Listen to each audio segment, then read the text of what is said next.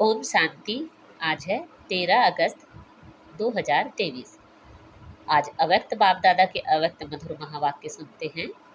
आज की मुरली की रिवाइज डेट है 6 अप्रैल 1995। आज की मुरली का टॉपिक है प्योरिटी की रूहानी पर्सनालिटी की स्मृति स्वरूप द्वारा मायाजीत बनो। प्योरिटी की रूहानी पर्सनालिटी की स्मृति स्वरूप द्वारा मायाजीत बनो। आज स्नेह के सागर बाप दादा चारों ओर के सर्व स्नेही बच्चों को देख रहे हैं। हर एक स्नेही बच्चों के मूरत में रूहानी पर्सनालिटी की झलक देख रहे हैं। बाहर के रूप में तो साधारण पर्सनालिटी वाले हैं, लेकिन रूहानी पर्सनालिटी में सबसे नंबर 1 है। दुनिया में अनेक प्रकार की पर्सनालिटीज़ गाई जाती हैं। शरीर की भी पर्सनालिटी, कोई विशेषता की भी पर्सनालिटी और कोई विशेष पोजीशन की भी पर्सनालिटी। लेकिन आप सबके चेहरे पर चलन में कौन सी पर्सनालिटी है? प्योरिटी की पर्सनालिटी। प्योरिटी ही पर्सनालिटी है। जितना जितना जो प्योर हैं उतनी उनकी पर्सनालिटी ना सिर्फ दिखाई देती है लेकिन अनुभव होती है। सभी अपने रूहानी पर्सनालिटी को अनुभव करते हो। आप जैसी पर्सनालिटी सतयुग से अब तक कोई की है? सारे कल्प में चक्कर लगाओ तो आप जैसी पर्सनालिटी है नहीं, है ना? तो आपको अपने रूहानी पर्सनालिटी का नशा है। अनादिकाल में तो परमधाम में भी आप विशेष आत्माओं की पर्सनालिटी सबसे ऊंची है। चाहे आत्माएं सब चमकती हुई ज्योति हैं, लेकिन आप रूहानी पर्सनालिटी वाली आत्माओं की चमक अन्य सब आत्माओं से न्यारी और प्यारी है। अपने अनादिकाल की पर्सनालिटी को स्मृति में लाओ। आई स्मृति में? देख रहे हो बाप दादा के साथ साथ कैसे रूहानी पर्सनालिटी में दिखाई दे रहे हैं? अपने आप को देख सकते हो? तो चले आओ अनादिकाल में। कितने टाइम में जा सकते हो? जाने में कितना टाइम लगेगा? सेकंड से कम ना, कि एक दिन एक आधा घंटा चाहिए? सेकंड से भी कम, जहाँ चाहो वहाँ पहुँच सकते हो। तो अनादिकाल की अपनी पर्सनालिटी देख ली। अभी अनादिकाल से आदिकाल में आ जाओ। आ गए या अभी चल रहे हो? पहुँच गए? तो अनादिकाल से आदिकाल में अपनी रूहानी पर्सनालिटी देखो, कितनी श्रेष्ठ पर्सनालिटी है। तन की भी तो मन की भी तो धन की भी और संबंध की भी, सब प्रकार की पर्सनालिटी कितनी श्रेष्ठ है। तो आदिकाल की पर्सनालिटी देख रहे हो, कितने सुंदर लगते हो, कितने सजे हुए हो, कितने सुख शांति प्रेम आनंद स्वरूप हो। तो आदिकाल में भी अपनी पर्सनालिटी को देखो, स्पष्ट दिखाई देती। वह 5000 वर्ष हो गए तो थोड़ा स्पष्ट नहीं है? सभी को स्पष्ट है, होशियार हो सभी। तो आदिकाल भी अपना देख लिया। अभी आओ मध्यकाल में। तो मध्यकाल में भी आपकी पर्सनैलिटी क्या रही? आपके जड़ चित्र कितने विधि पूर्वक पूजे और गाए जाते हैं। चाहे कितने भी धर्मात्मा महात्मा नेताएं पर्सनालिटी वाले गाए जाते हैं, लेकिन आपके जड़ चित्रों की पर्सनालिटी के आगे उनकी पर्सनालिटी कुछ भी नहीं है। जैसे आप सबकी पूजा होती है, वैसे कोई महात्मा या नेता की धर्म आत्मा की विधि पूर्वक पूजा होती है? कभी देखी है? आपके जड़ चित्रों जैसे श्रृंगार किसका होता है? तो मध्यकाल में भी आप आत्माओं के प्यूरिटी की पर्सनालिटी की विशेषता कितनी श्रेष्ठ है। अपना चित्र देखा? आपकी पूजा होती है कि नहीं? सिर्फ बड़े बड़ों की होती है, हमारी नहीं। डबल विदेशियों के मंदिर हैं, देखा है? उसमें आपका चित्र है कि सुना है? तो कहते तो हो कि हाँ होंगे, स्मृति में है। तो मध्यकाल में भी आपका अति श्रेष्ठ है। और सब लास्ट जन्म में जो मरजीवा ब्राह्मण जन्म है, उसकी पर्सनालिटी देखो कितनी बड़ी है। गायन कितना है। कोई भी श्रेष्ठ कार्य अब तक भी आपके नामधारी ब्राह्मण ही करते हैं। चाहे ब्राह्मण अभी ब्राह्मण रहे नहीं हैं, लेकिन नाम के तो ब्राह्मण है ना। आपके नाम से आपकी पर्सनालिटी के कारण वो भी श्रेष्ठ गाए जाते हैं। तो ब्राह्मण जन्म की पर्सनालिटी कितनी श्रेष्ठ है। आदिकाल, अनादिकाल, मध्यकाल और अब अंतकाल, सारे कल्प में आपकी पर्सनालिटी सदा ही महान रही है। लौकिक पर्सनालिटी वालों को अगर नाम भी आता है तो कोई विशेष बुक में उन्हों का नाम आता है, फलाने फलाने हैं, लेकिन आपका नाम किसमें आता है? साधारण बुक में नहीं आता है, शास्त्रों में आता है। जो भी आदिकाल से शास्त्र बने उसमें किसके चरित्र हैं, किसका गायन है, किसकी कहानियाँ हैं। तो लौकिक पर्सनालिटी वालों का गायन विशेष बुक में होता है और आपका गायन शास्त्रों में होता है। और शास्त्रों को कितना रिगार्ड देते हैं, बड़े विधि पूर्वक शास्त्र को संभालते हैं, उसको भी बड़े पूज्य के रूप में देखते हैं। जो सच्चे भक्त हैं वो शास्त्र को विधि पूर्वक रखते भी हैं और पढ़ते भी हैं, ऐसे रिवाजी किताबों के माफिक नहीं रखते। तो अपनी पवित्रता की पर्सनालिटी को सदा ही इमर्ज रूप में स्मृति में रखो। जानते हैं या है तो हम ही, ऐसे मर्ज नहीं, स्मृति स्वरूप में रखो। जिसके बुद्धि में ये इमर्ज रूप में स्मृति रहती है तो स्मृति ही समर्थी का आधार है। और जहाँ समर्थी है वहाँ माया आ सकती है? समर्थ आत्मा के पास माया का आना असंभव है। मेहनत करने की आवश्यकता ही नहीं है। माया का काम है आना, लेकिन आपका काम अभी समय प्रमाण भगाना नहीं है। माया आई और भगाया नहीं, आपका काम है सदा मायाजीत रहना। तो मायाजीत हो व माया को बार बार भगाने वाले हो, अभी भगाना पड़ता है, थोड़ा थोड़ा वो दर्शन देने के लिए आ जाती है, नहीं ना? डबल फॉरेनर्स ने माया को सदा के लिए भगा दिया या भगाते ही रहते हैं। क्या हाल है? माया सदा के लिए भाग गई, अभी नहीं आएगी ना, कि थोड़ा थोड़ा आए, कोई हर्जा नहीं। फिर भी आधा कल्प की दोस्ती है, फ्रेंड है ना, उसको ऐसे ही छोड़ देंगे? आवे ही नहीं।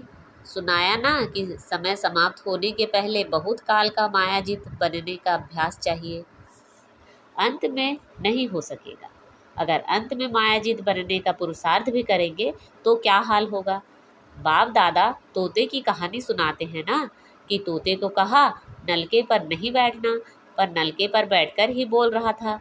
ऐसे ही अंत काल में अगर बहुत काल का अभ्यास नहीं होगा तो मन में सोचते रहेंगे कि मैं आत्मा हूँ, मैं आत्मा हूँ, लेकिन माया का प्रभाव भी होता रहेगा।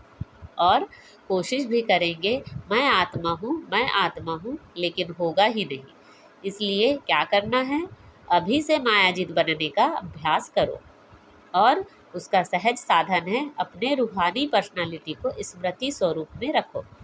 पर्सनालिटी वाले की निशानी क्या होती है? जो ऊंची पर्सनालिटी वाले होते हैं उसकी कहाँ भी किसी में भी आँख नहीं जाएगी।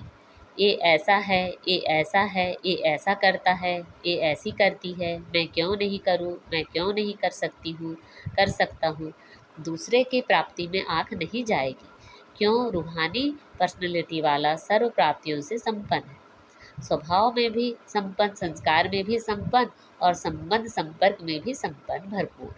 वो कभी अपने प्राप्तियों के भंडारे में कोई अप्राप्ति अनुभव ही नहीं करेगा। क्यों?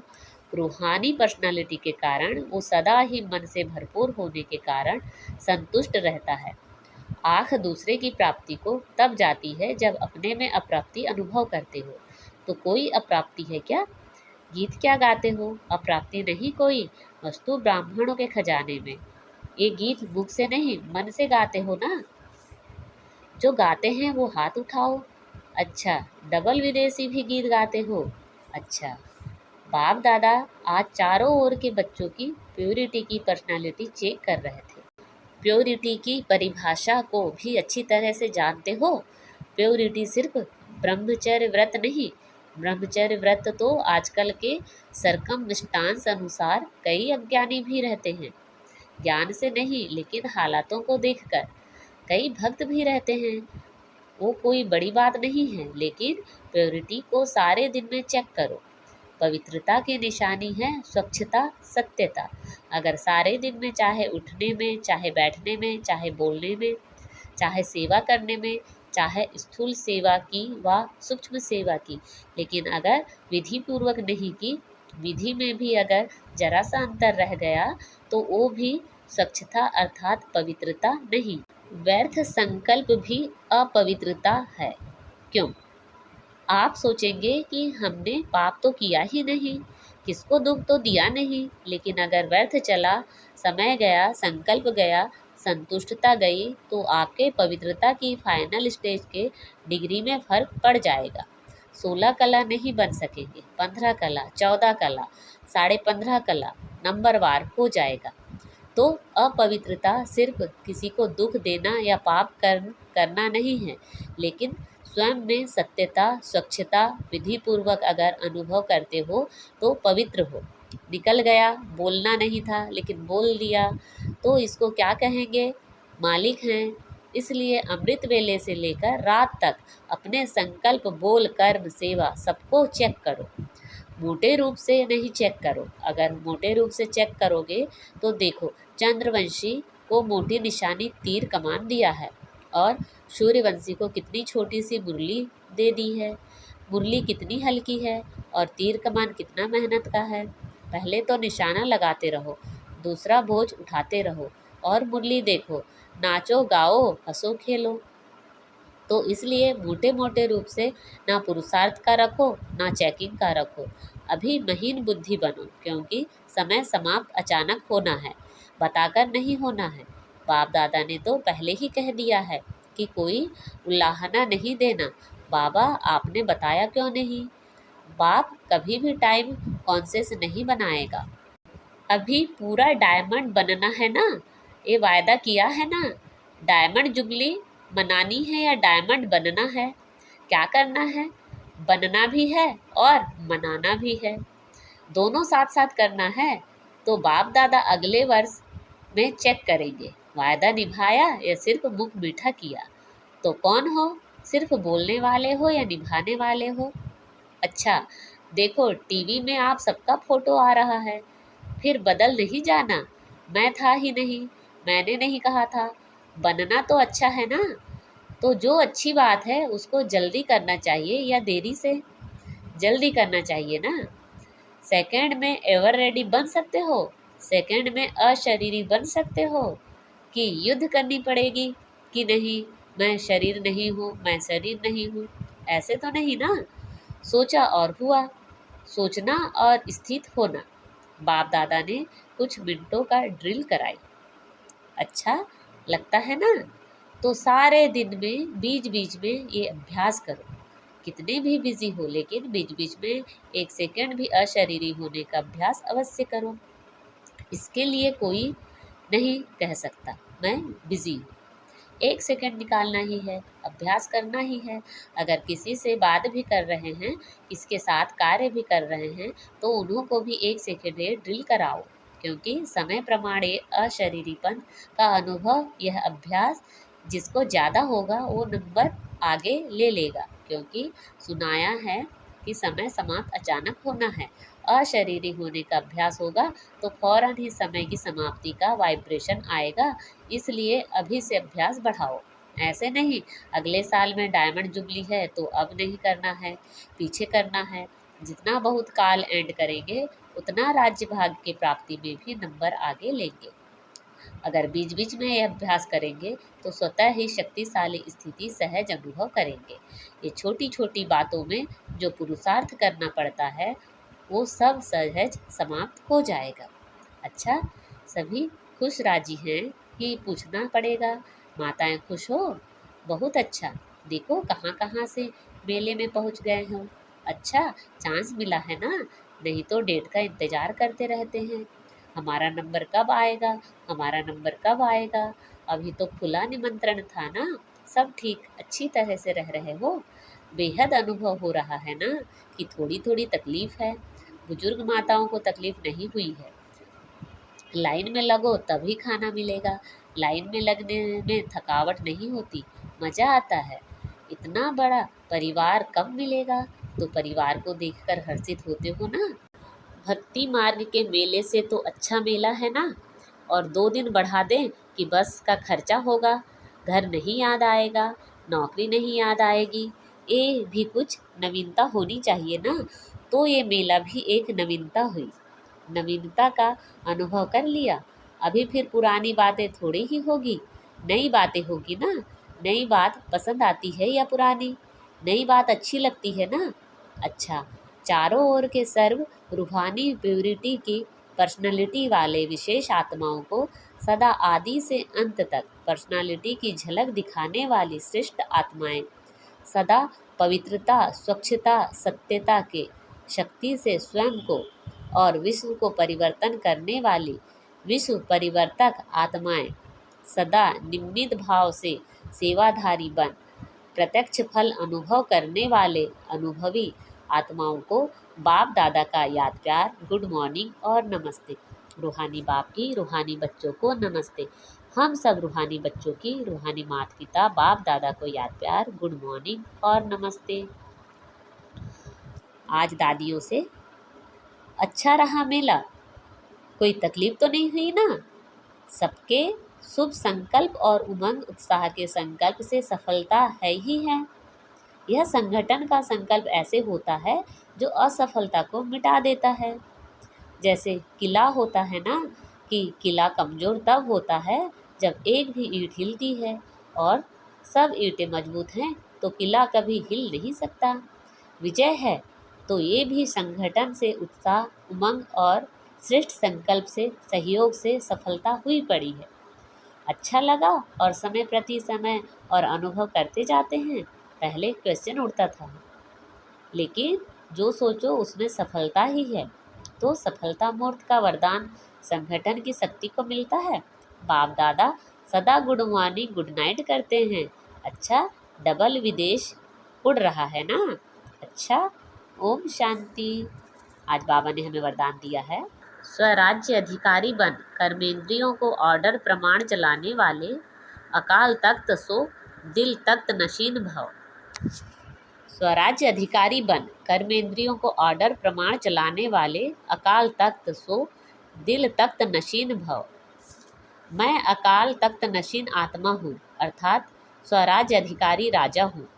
जैसे राजा जब तख्त पर बैठता है तो सब कर्मचारी ऑर्डर प्रमाण चलते हैं, ऐसे तख्त नशीन बनने से यह कर्मेंद्रियां स्वतः ऑर्डर पर चलती हैं। जो अकाल तख्त नशीन रहते हैं उनके लिए बाप का दिल तख्त है ही, क्योंकि आत्मा समझने से बाप ही याद आता है। फिर ना देह है, ना देह के संबंध है, ना पदार्थ है, एक बाप ही संसार है। इसलिए अकाल तख्त नशीन बाप के लिए तख्त नशीन स्वतः बनते हैं। आज का स्लोगन है, निर्णय करने, परखने और ग्रहण करने की शक्ति को धारण करना ही होली हंस बनना है। निर्णय करने, परखने और ग्रहण करने की शक्ति को धारण करना ही होली हंस बनना है। अच्छा, ओम शांति।